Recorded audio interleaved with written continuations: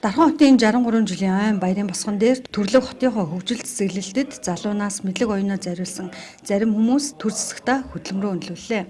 Дархан аймгийн төр захиргаа, эрүүл мэнд, боловсрол, соёл урлаг, эрчим хүч, уулуурхай, зам тээвэр, хүнс хөдөө аж ахуй, хөнгөн үйлдвэрийн салбар болон хувийн хвшилд олон жил идэвх зүтгэл өрбөдөлтэй ажилласан нэр бүхэн иргэдийг Монгол Улсын ерөнхийлөгчийн зарилгаар төрийн дээд одон медалаар шагнасныг Дархан аймгийн засаг даргын тамгын газрын дарга Хүрэл Чулуу өнөөдөр гартуулан өгч баяр хүргэлээ.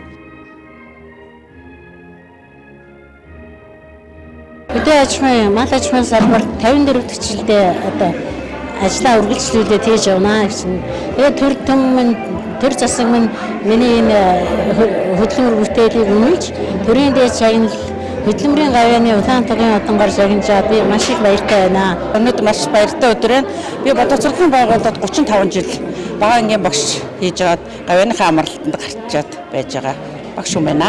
Өнөөдөр төрийн дээд алтан гац одонгоор ингрэмэлалаа маш баяртай байна. Хөдөө аж ахуйн салбарт 40 жил ажиллаж байна.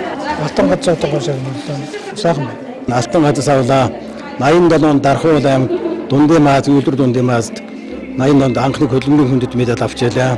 Тэгээд Дархан аймгийн алдар туяа 82 онд хангалаа. Бас ард түмэндээ бас үнэлэгдээд энийг сайхан шагнал авч чадаа өнөөдөр баяртай байна. Манай Дархан хотын иргэдтэй тулгын давсан хамт олондоо бас урт удаан насалж бас Дархан аймгийнхаа хамт олондоо бүгд өөд нь баярын мэнд хүргэе гэж бодож байна.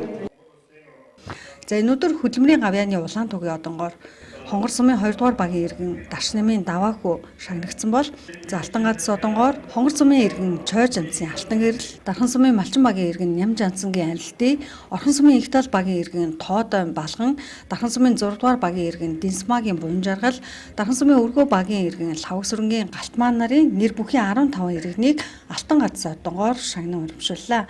Дархан хотынхоо 63 жилийн айн босгон дээр төрийн дээд одон медалаар ингрэмэлсэн иргэдтэй халуун баяр хүргэе.